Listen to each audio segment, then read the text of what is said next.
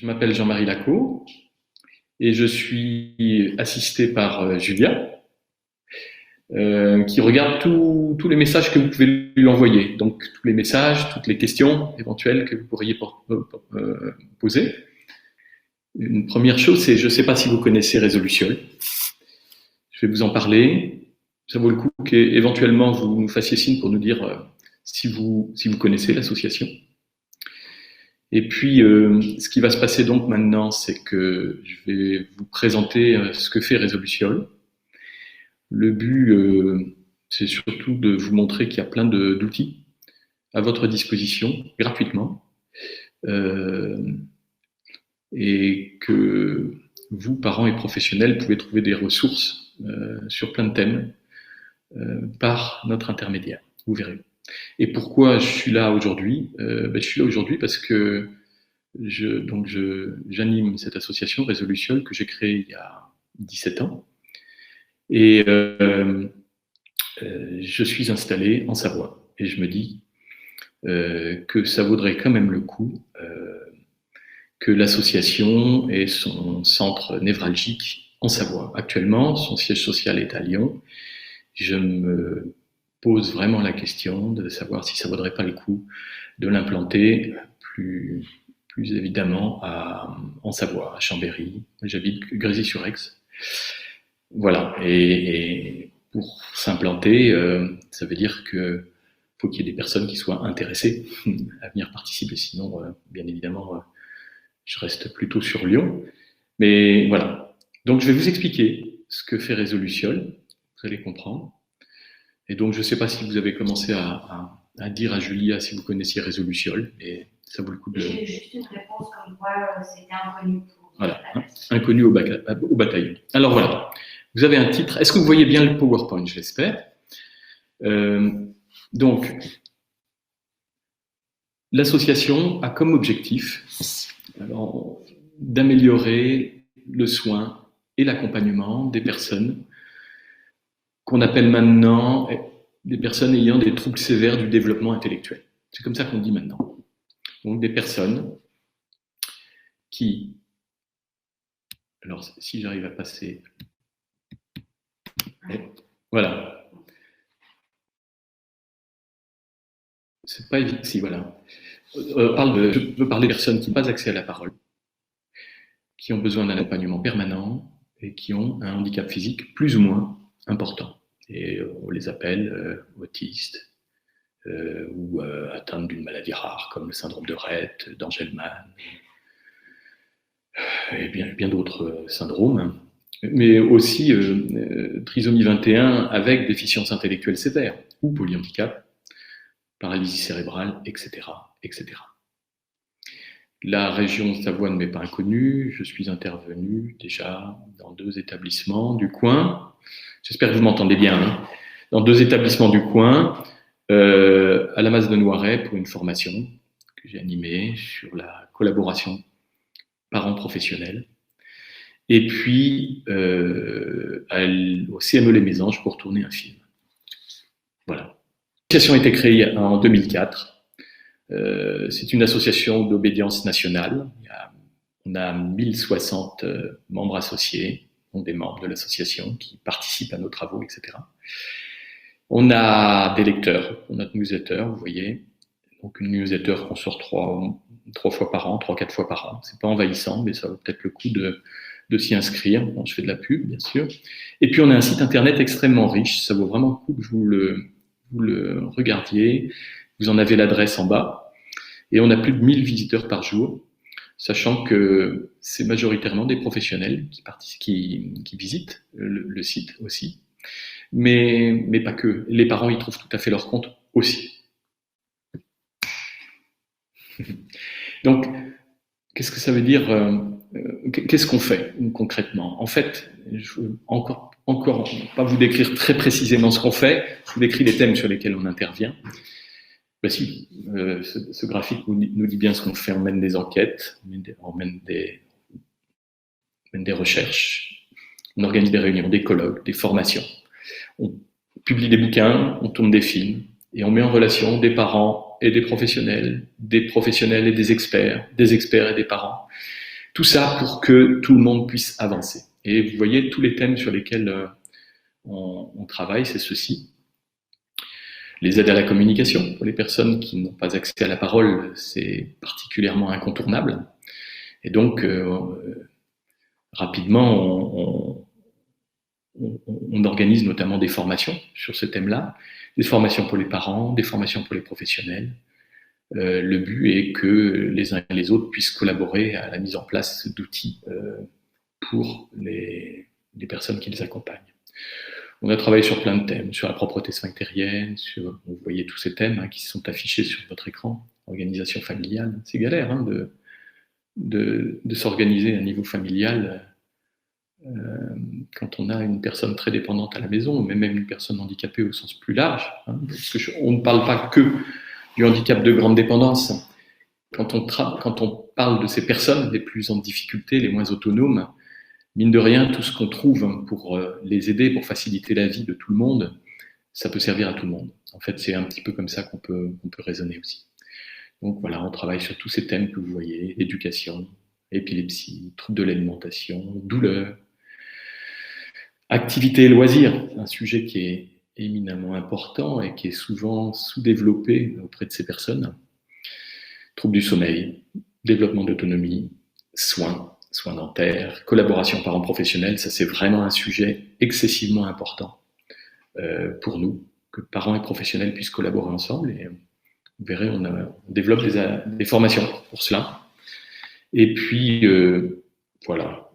Et quand les deux petites cases oranges qu'on voit en bas, c'est les deux projets qui sont en cours et qui sont très chauds actuellement. C'est le développement d'une application pour les personnes très dépendantes, une application sur tablette, et puis un bouquin qu'on vient de sortir sur le parcours chirurgical. Je vous en dirai un peu plus juste après. Juste pour vous dire aussi, donc, si on existe depuis 17 ans, on travaille au sein d'un réseau de plus en plus dense, avec des tas de professionnels, des tas d'experts, et à chaque fois qu'on aborde un sujet, tous les sujets que vous avez vu aborder, là, décrits, listés tout à l'heure, il y en a d'autres, on s'intéresse d'abord, au départ, à faire un état des lieux. Et cet état des lieux, on le fait auprès des familles, auprès des professionnels, des établissements médico-sociaux, et puis des professionnels de santé quand ils sont concernés par le sujet. Donc ça se traduit toujours par, on lance une enquête auprès de ces trois populations, pour essayer de comprendre les difficultés, les besoins, les attentes de chacun, et leurs idées, bien sûr. Et tout ça pour ensuite construire sur ce que tout le monde a en commun et construire aussi sur ce qui oppose les uns et les autres. C'est super important et c'est que comme ça qu'on peut avancer d'une manière concrète. Et ça nous amène derrière, quand on propose des outils, à construire ces outils avec ces mêmes personnes. Donc du coup, on diagnostique avec tous les gens concernés et ensuite on développe des outils en travaillant en collaboration avec ces mêmes personnes qui sont du coup investies et qui vont relayer tout ce qu'on fait et qui vont les utiliser. Voilà. Titre d'exemple. À titre d'exemple, on a travaillé sur les troubles du sommeil. Alors, au début, on fait un état de l'art. On a vu qu'il y a le Centre multi-handicap de Paris qui avait travaillé sur les troubles du sommeil et les établissements médico-sociaux. Donc, on a récupéré tout ce qu'ils avaient construit là-dessus. Et puis, nous, on a été interrogés. 292 familles, vous voyez, c'est pas si peu que ça, et 154 médecins qui sont concernés par le handicap de grande dépendance. Je parle toujours de ce handicap. Et donc, on arrive à un état des lieux qui est plutôt dramatique. On était en 2010-2011, je sais, on n'a pas réactualisé nos informations, mais ça nous amène à constater que 4/5 des familles sont dans des galères de sommeil terribles. 60% des familles confrontées à ça sont sans solution.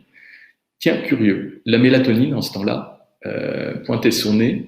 Elle devenait autorisée en France depuis peu. Et il semble qu'on obtient de meilleurs résultats, à peine, de meilleurs résultats quand on utilise la mélatonine. Voilà. Et le trouble du sommeil, c'est pas rien. On constate que ça provoque, ça Ça a un impact terrible sur la qualité du sommeil de l'entourage, sur la vie de couple.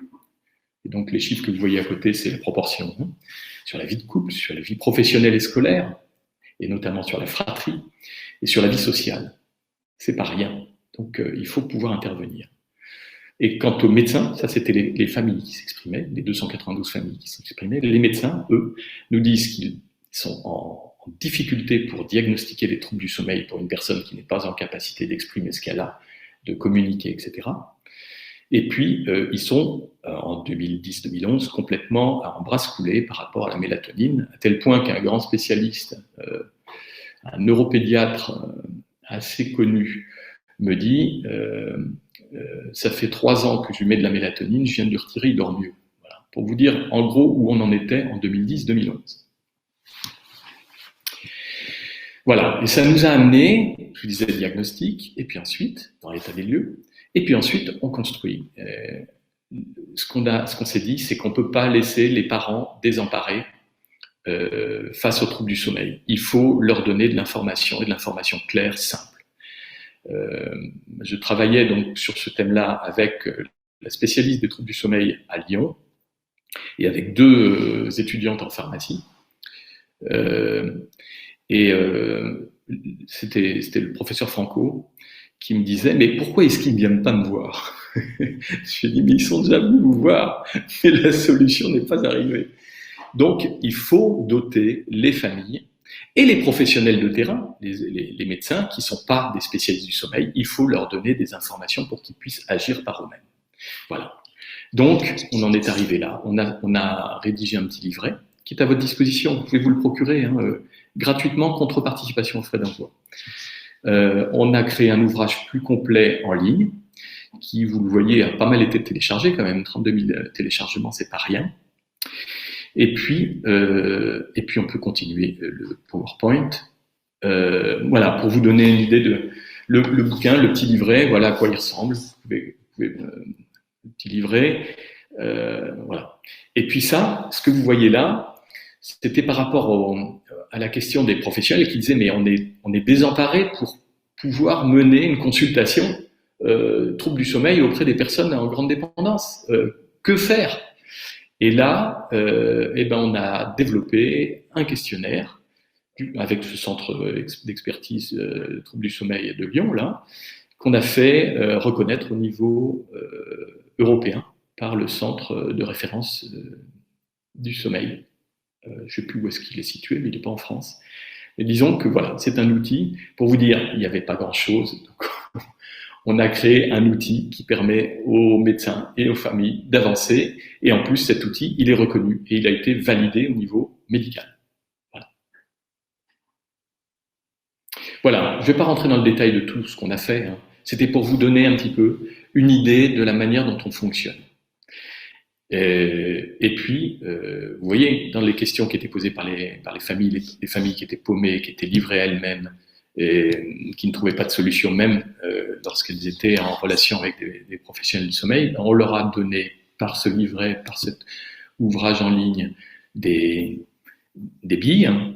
Et puis on a aussi, par rapport aux médecins qui demandaient comment mener une consultation médicale, comment mener un diagnostic pertinent par rapport à une personne qui n'est pas en capacité de s'exprimer, on a développé un questionnaire. Et puis, par rapport à la mélatonine, je vous disais tout à l'heure, tiens, la mélatonine pointe son nez, mais est-elle efficace, hein? Et puis tous les professionnels qui étaient un peu hésitants par rapport à cet outil, tenter davantage de donner des anxiolytiques que la mélatonine, on a fait une étude avec 2 pharmaciennes, 2 étudiantes en pharmacie, une 5e année, toujours avec le Centre du sommeil de Lyon, une étude qui a été validée par l'INSERM et par d'autres centres, voilà, et qui vous dit en gros en quoi la mélatonine peut être efficace et en quoi elle ne l'est pas. Mais elle dit aussi que il faut creuser encore un peu plus loin pour mieux connaître la mélatonine. Quoi qu'il en soit, la mélatonine n'est pas une baguette magique. Elle agit dans certaines conditions, dans certains environnements et pas dans d'autres. Et puis selon les pathologies des personnes, selon les pathologies des personnes, la posologie peut être complètement différente. Quand on a un syndrome d'Angelman, par exemple, on s'est rendu compte que parfois les microdosages de mélatonine étaient beaucoup plus efficaces que des dosages plus importants. Voilà. Je ne rentre pas plus dans le détail. Je vous fais passer maintenant en revue un petit peu ce qu'on a réalisé. On a réalisé un film sur alors c'était face à, vous savez, le EEG, l'électroencéphalographie. Quand vous allez passer une électroencéphalographie, pendant très longtemps, et je pense que ça se passe encore parfois assez difficilement, l'électroencéphalographie est un examen qui fait peur, qui fait pas mal, mais bon, qui fait peur. Et donc, on a été... D'abord, on a développé, on a réalisé, comme d'habitude, une enquête, et on a diffusé ces résultats, et il y a plein de centres de neurologie qui s'en sont emparés pour avoir des discussions au sein de leurs équipes, pour pouvoir faire avancer l'accompagnement qu'on prodiguait aux personnes handicapées quand on leur faisait un EEG. Et puis ensuite, on a tourné un film à l'hôpital Femme-Mère-Enfant, à l'hôpital Neuro, et puis à Necker. On a un film qui est en ligne, qui est accessible pour vous et qui explique comment ça se passe et qui explique ce qu'il faut faire avant d'aller faire un EEG, juste pour s'y préparer, faut pas arriver les mains vides, voilà, quand on amène une personne très dépendante, handicapée même plus simplement, à l'hôpital. Voilà. Et puis, ça nous a amené à collaborer avec des organismes dont je cite le nom, c'est important que vous les connaissiez si vous ne les connaissez pas, Sparadra, l'association Sparadra, et l'association Santé BD. C'est deux organismes avec lesquels on collabore assez régulièrement, qui font des choses sensationnelles, des fiches explicatives de plein de choses. Ça vaut vraiment le coup que vous alliez voir en ligne. Vous les avez en ligne. Voilà. Voilà, on a travaillé sur les troubles de l'alimentation après une grosse enquête, vous voyez, grosse enquête réalisée auprès de 365 familles. On a rédigé à 24 personnes, c'est moi qui coordonnais la rédaction de cet ouvrage, un livre sur les troubles de l'alimentation, de la déglutition, etc. Et qui aborde tous ces sujets que vous voyez qui sont un peu flous, là, le repas, l'évaluation de l'état nutritionnel, l'oralité, la mastication, la déglutition, la succion, mais vous voyez aussi les troubles digestifs et respiratoires, les troubles neuromoteurs, l'adaptation des repas, et là je veux parler notamment, si ça vous dit quelque chose, de l'alimentation mixée, on en parle beaucoup, et on ne fait pas du mixé tout le temps, pas à tous les coups, et puis il y a différents niveaux de mix, bon voilà. Quoi qu'il en soit, vous y trouvez plein de choses super intéressantes. Ces bouquins sont gratuits, contre participation à frais d'envoi. Et puis, c'est-à-dire, si on vous rencontre, on vous les remet de la main à la main, sans échange de monnaie. Autrement, par correspondance, vous payez le tarif postal. Et puis, ils sont aussi en ligne. Alors, en ligne, ils sont consultables, c'est super, mais rien ne vaut un document papier, je suis désolé. Bon, je suis peut-être de la vieille génération, mais même, je vous assure. Bon, faites-moi confiance là-dessus. Et donc, vous voyez, à chaque fois qu'on aborde, vous allez le voir, à chaque fois qu'on aborde un sujet, vous voyez, là, par exemple, un sujet qui est redondant auprès de nos enfants, c'est un truc que je vous ai pas dit depuis le début, je suis parent. Vous l'avez peut-être senti dans mes propos, mais je suis parent et professionnel. Ce que je ne vous ai pas dit. Je suis papa d'une jeune fille de 27 ans. Voilà. Et qui est dans un établissement médico-social qui s'appelle un foyer d'accueil médicalisé près de Genève, voilà, dans le pays de Gex. Et je reviens à ce que je disais, vous voyez, à chaque fois qu'on aborde un sujet, tous les thèmes que vous avez vus abordés sur le bouquin, on parle des causes possibles, des signaux d'alerte, donc des signaux qui peuvent permettre de le détecter, donc c'est très intéressant pour les parents, les professionnels. Les conséquences que ça peut avoir, un reflux gastro-œsophagien en l'occurrence, là on parle de ça. Et puis, qu'est-ce qu'il faut faire? Qu'est-ce qu'il faut mettre en branle pour pouvoir régler ce problème? D'abord, pour pouvoir confirmer une situation pareille, et puis ensuite pour pouvoir la traiter. Par exemple, il y a des choses qui sont vachement importantes. Par exemple, pour le reflux gastro-œsophagien, il y a plein de médecins qui disent il faut faire une endoscopie. Ben, avant l'endoscopie, on peut tout simplement faire, c'est parce que c'est très intrusif l'endoscopie. Vous savez, c'est un tuyau qu'on met dans l'œsophage et qu'on descend jusqu'à l'estomac. En fait, et ça c'est reconnu depuis peu, hein, finalement, depuis 3-4 ans, hein, on fait un truc qui s'appelle un test à l'effort, c'est-à-dire on prend un IPP, donc le Mopral par exemple, le Mopral est un IPP, et on teste par un médicament pour voir si la personne ne présente plus les signaux d'alerte qu'on constatait. Et si c'est le cas, en utilisant du Mopral, par exemple, on se dit, ah, il a vraiment un problème à l'estomac. Et si c'est pas le cas, ça veut dire que ça se situe pas forcément au niveau de l'estomac, ça se situe peut-être ailleurs. Et c'est peut-être pas un reflux gastro-œsophagien dont il est victime, dont est touché la personne. Bon, voilà, je sais pas. Je rentre pas plus dans le détail. On passe à la diapo suivante. On a, sur les troubles de l'alimentation, vous voyez, je vous parlais du mixé, on est habitué à voir des mixés qui sont parfois des trucs insipides, dégueulasses, immondes, pas beaux, etc. Et du coup, on a réalisé, ça c'est tous les bénévoles de l'association, on a contacté des 30 grands chefs, pas des chefs indiens, des chefs cuistots, des chefs cuisiniers, 30 grands chefs pour qu'ils nous concoctent des 80 recettes mixées. Voilà. Donc le but c'était de montrer que le mixé, c'est pas du dégueulasse, ça peut être de l'excellent, du sommet de l'excellence. Et ce bouquin, c'est un concentré de recettes top de mixé, voilà, qui peuvent inspirer les cuisiniers des établissements, les cuisiniers des hôpitaux aussi. Hein. Bon, voilà. Et puis, il y en a d'autres qui se sont lancés là-dedans, hein, qu'on fait d'autres bouquins. Voilà. Autrement, on a travaillé sur les comportements des filles, si vous voyez ce dont il peut être question, les personnes qui s'automutilent, qui sont agressives envers les autres, qui se retranchent sur elles-mêmes, etc., etc. Et là, on a sorti une étude sur ce thème-là, après 3 ans de travail très laborieux, en collaboration avec plein d'universités. Avec plusieurs universités, 3 universités. On a travaillé donc au sein d'un comité d'experts franco-belge. Et voilà, et on sort des préconisations, des recommandations qui sont tout à fait lues, utilisées. Et on a sorti nos résultats à peu près en même temps que l'étude de l'ANESM, qui maintenant a été phagocyté, récupéré par la Haute Autorité de Santé. Mais on s'entend très bien avec l'ANESM et donc avec la Haute Autorité de Santé parce que eux ont travaillé beaucoup plus large sur tout trouble du comportement et nous on a ciblé sur trouble du comportement des personnes ayant un handicap de grande dépendance. Et du coup on est très complémentaires. Vous verrez si vous êtes intéressé par le sujet. Et c'est très accessible hein, comme résultat. On a travaillé sur la douleur. On a travaillé sur...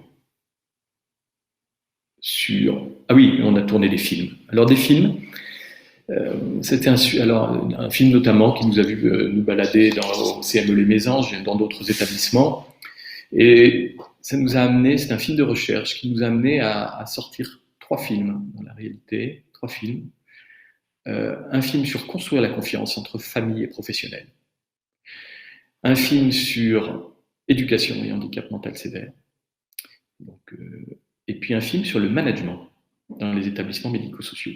Ces films, ils n'ont pas pour vocation à dire aux gens vous débrouillez mal, c'est comme ça qu'il faut s'y prendre. Non, c'est pas du tout l'objet des films. On ne détient pas la vérité.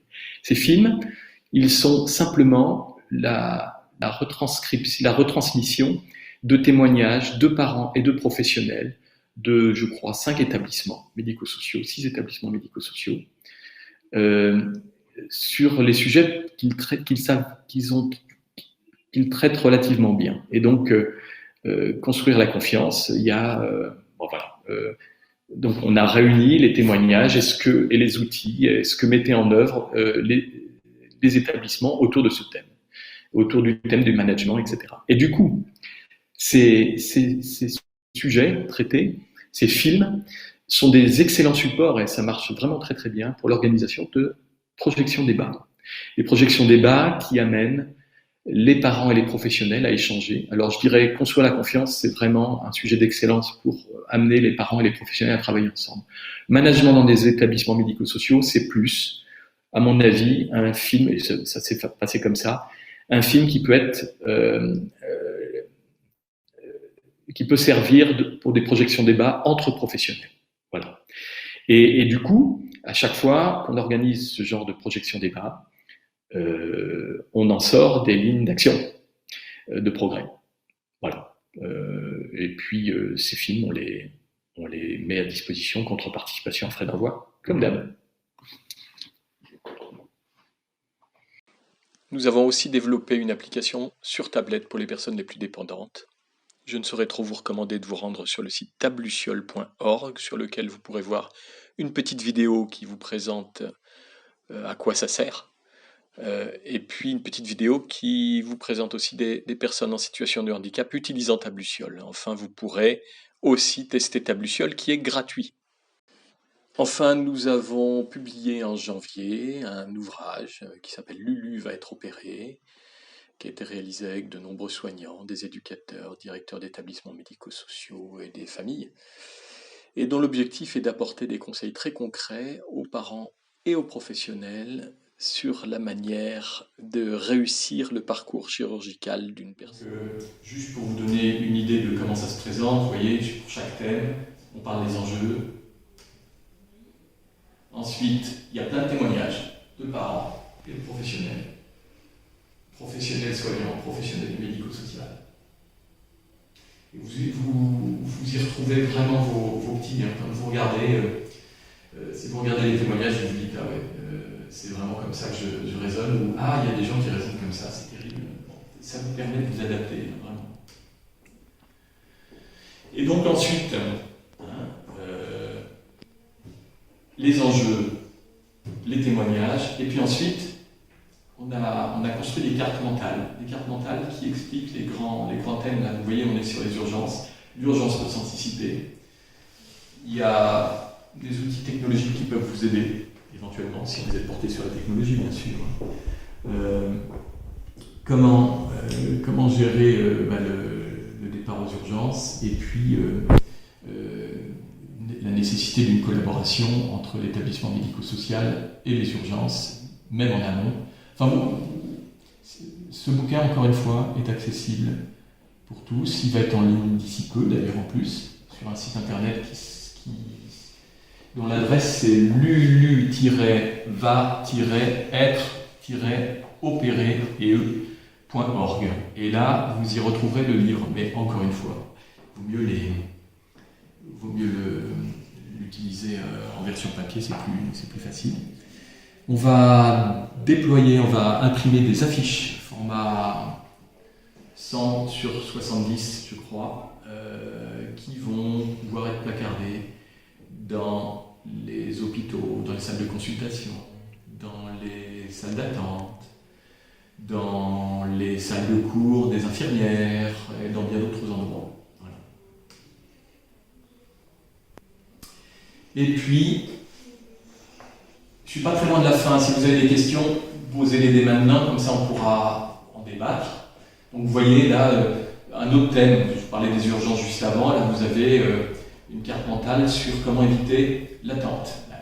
Quand faire entrer l'ULU à l'hôpital, 2 options à discuter pour aller vers la plus facile pour l'ULU. La veille ou le jour J? Vous voyez, ça c'est des questions clés quand même. Prendre de l'avance sur les démarches. Je vous fais pas la lecture. Et vous verrez, il y a plein de choses extrêmement concrètes qui peuvent vous permettre d'avancer dans vos pratiques ou bien de limiter les galères pour l'ULU et pour ses aidants. Voilà, et puis donc, chaque chapitre, vous avez vu, il y a 3 parties, il y en a une 4e, c'est les ressources pour aller plus loin. Et donc vous avez tous les travaux qui ont été faits sur le thème dont il est question, voilà, sur le thème de l'équipe de choc autour de lui. En conclusion de cette présentation, quelque part, je fais un appel aux gens motivés. En fait, Résolution est maintenant en Savoie. Je cherche des personnes motivées pour faire bouger les lignes. En fait, c'est ce que je fais depuis 17 ans.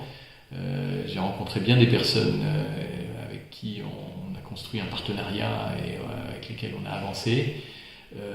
Notre siège social actuellement est à Lyon. J'aimerais bien le déplacer sur Chambéry, Aix. Et pour cela, j'aimerais bien que des ressources savoyardes rentrent dans l'association.